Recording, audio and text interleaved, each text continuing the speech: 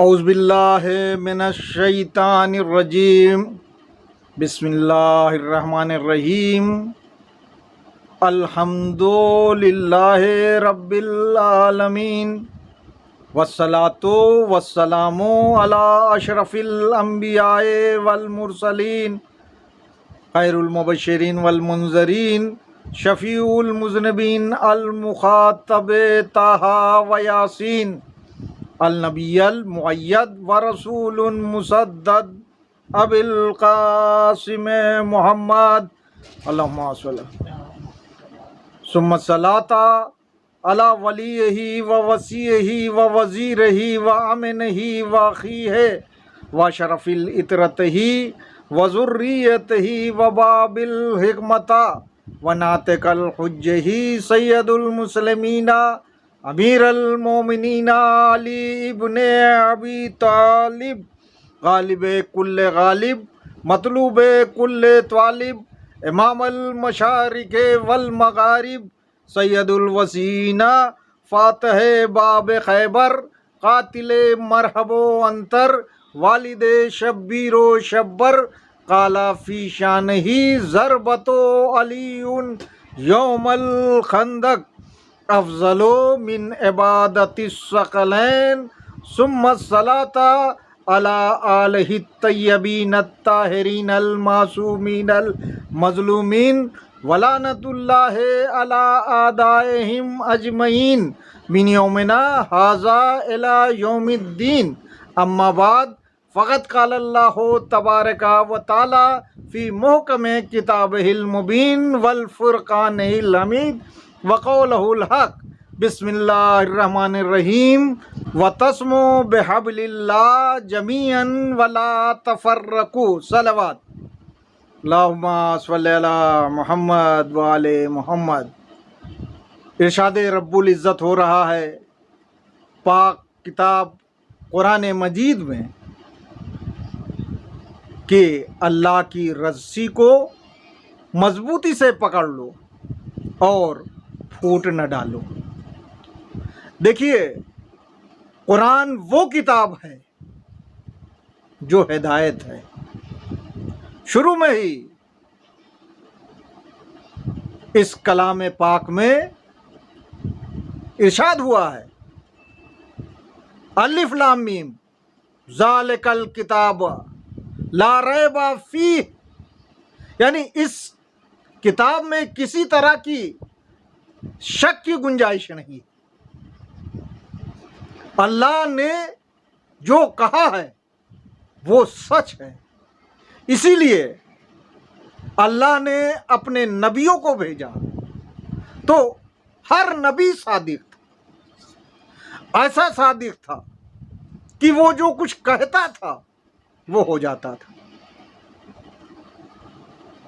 نبیوں میں بڑے رسول بھی ہیں اور ہمارے پیغمبر محمد مصطفیٰ صلی اللہ علیہ وسلم کا شمار بڑے نبیوں میں، اولو العزم پیغمبر۔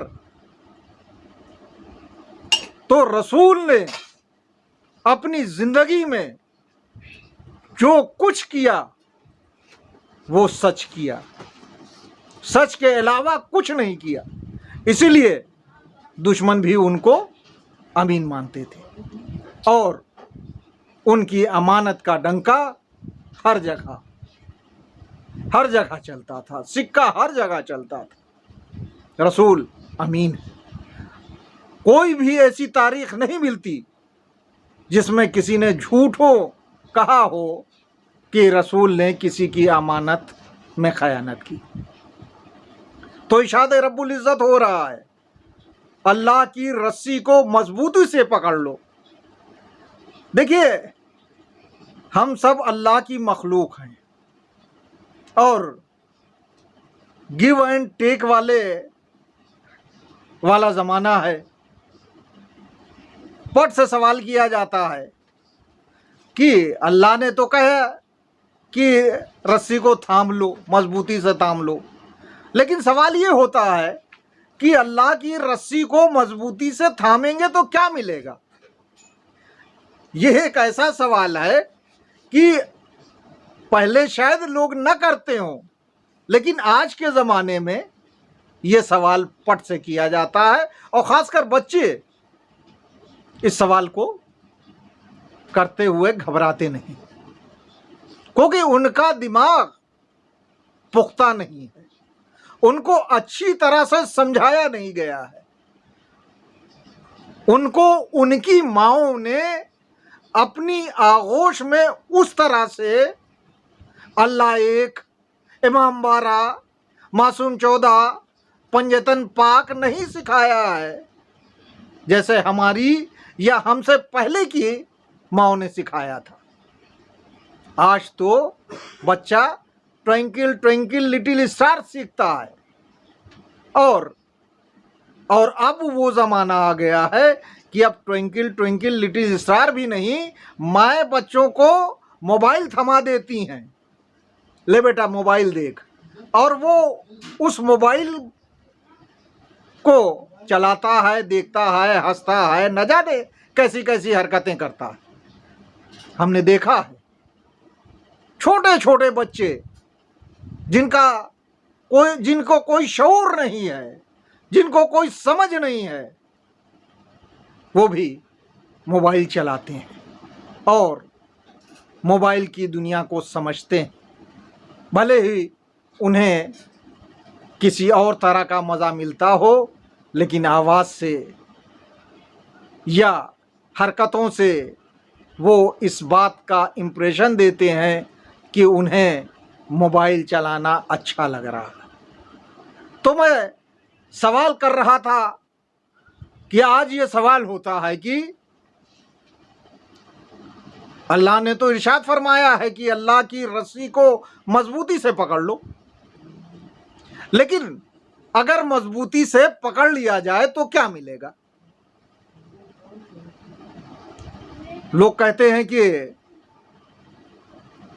جو کچھ ملنا ہے وہ آخرت میں ملے گا، میں کہتا ہوں نہیں، اسی دنیا میں ملے گا، بشرطے انسان اللہ کی رسی کو مضبوطی سے تھام لے۔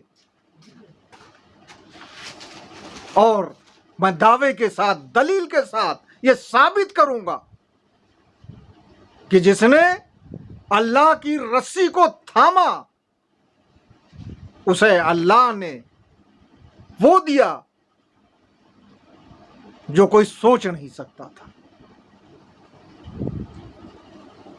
جناب ابراہیم کا نام سب کو یاد ہوگا، بڑے نبی ہیں، بہت سارے واقعات ان سے جڑے ہوئے ہیں، بہت چیزوں کو جناب ابراہیم علیہ السلام نے لوگوں کو سمجھایا، اللہ کی قدرت کے بارے میں بتایا، خانہ کعبہ کو بنایا، اور یہ جو قربانی ہوتی ہے نا، یہ انہی کے وجہ سے ہوتی ہے۔ کم سے کم اس بہانے سے ہر آدمی جناب ابراہیم علیہ السلام کو جانتا ہے۔ تو ابراہیم علیہ السلام کی ذات وہ ہے جنہوں نے جھوٹ کو نہیں مانا اور کہا کہ اللہ ایک ہے۔ ہم کیسے کہیں کہ 360 بت یہ اللہ ہیں یا خدا ہیں؟ انہوں نے نہیں مانا، اعلان نہیں مانا، انہوں نے کہا کہ ہمارا خدا وہ ہے جو ایک ہے۔ ظاہر سی بات ہے، ابراہیم کا جو مخالف تھا، جو خدائی کا دعویٰ کرتا تھا، نمرود، اس کو کیسے اچھا لگتا؟ اس نے کہا کہ اپنی قوم کو اکٹھا کیا اور کہا کہ ابراہیم ہمارے خداؤں کو برا کہتے ہیں، اس لیے ہمیں ان کو سزا دینی چاہیے۔ لہذا اس نے لوگوں سے کہا یہ میدان خالی ہے اور اس میدان میں اتنی لکڑیاں جمع کرو، اتنی لکڑیاں جمع کرو کہ چاروں طرف لکڑی ہی لکڑی نظر آئے۔ ظاہر سی بات ہے لوگوں نے پوچھا ہوگا کہ اے نمرود یہ بتا دے اتنے بڑے میدان میں اتنی ساری لکڑیوں کے اکٹھا کرنے کا مقصد کیا ہے؟ تو اس نے بتایا ہوگا کہ آگ روشن کی جائے گی اور اس میں ابراہیم کو ڈال دیا جائے گا تاکہ ان کا نام و نشان مٹ جائے۔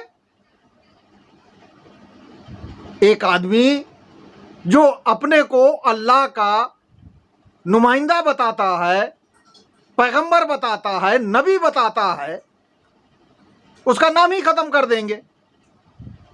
تو شاید وہاں سمجھدار لوگ رہے ہوں اور انہوں نے کہا ہو کہ نمرود ایک ابراہیم کو جلانے کے لیے اتنی ساری لکڑیوں کی ضرورت تو نہیں ہے، لیکن اس نے کہا ہوگا کہ ہر ایک کی حصہ داری ہونی چاہیے اور اتنی لکڑیاں ہونی چاہیے کہ جب جلے تو اس کی تپش سے جو پرندے ہیں وہ پرندے بھی آسمان میں نہ اڑ سکے۔ مختصر کرتے ہوئے میں عرض کروں کہ وہ دن آیا سالوں بعد جب لکڑیاں اکٹھا ہو گئیں، پورا میدان لکڑیوں سے بھر گیا۔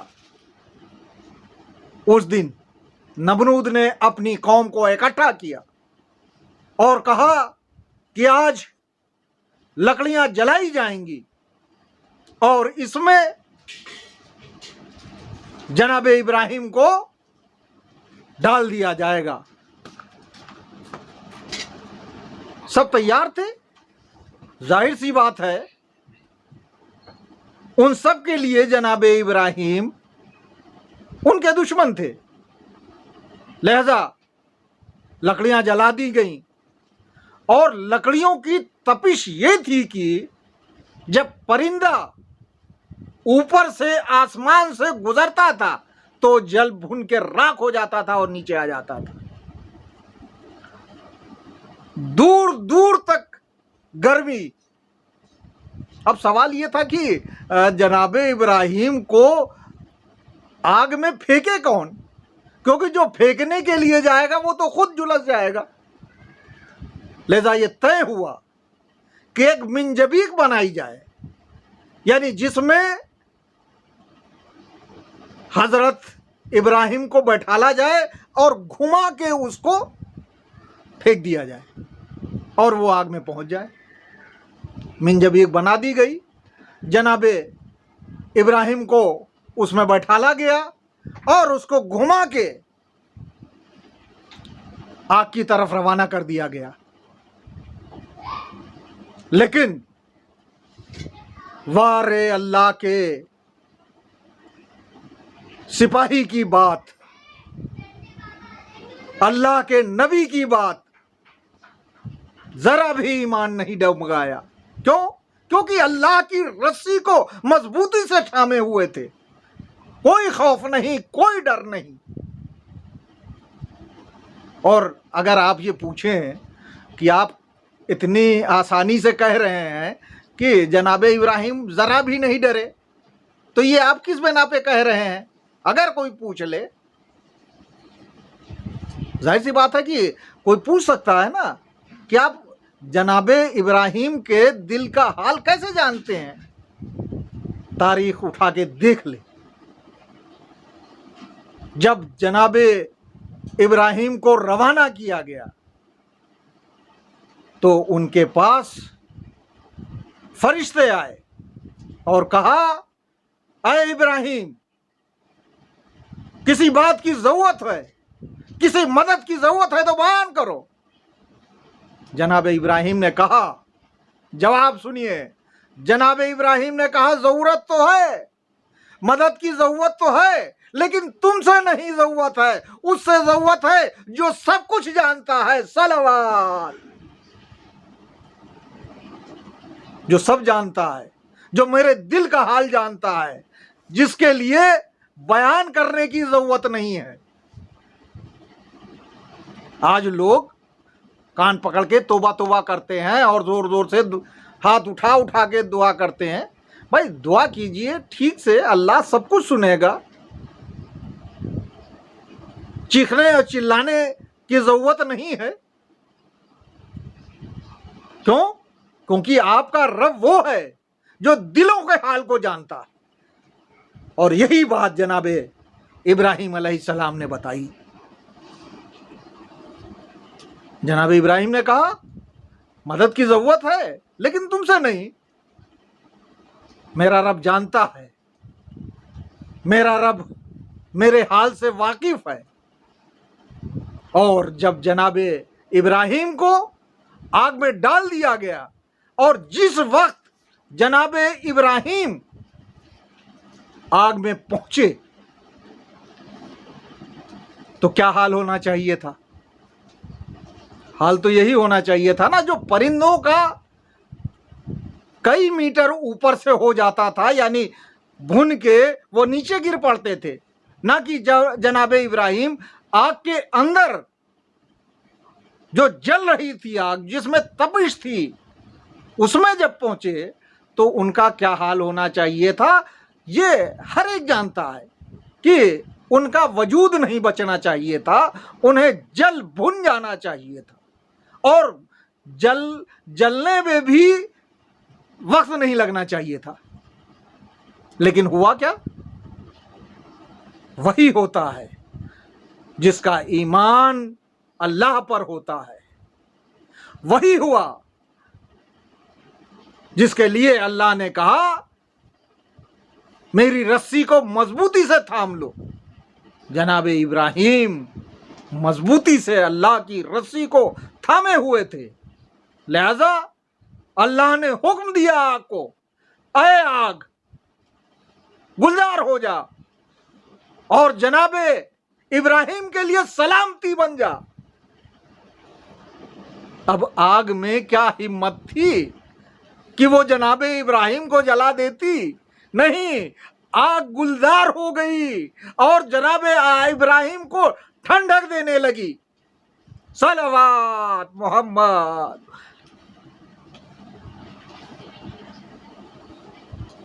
یہ ہے، اگر کوئی پوچھے کہ کیا ملے گا تو وہ ملے گا جو کوئی سوچ نہیں سکتا۔ اللہ غیب سے دیتا ہے، اللہ ایسے وقت مدد کرتا ہے جب آدمی سوچ نہیں سکتا، اور وقت کی گنجائش نہیں، وقت کم ہے، اس لیے جلدی جلدی مصائب پڑھنا ہے۔ محرم کے ایام ہیں، حسین ابن علی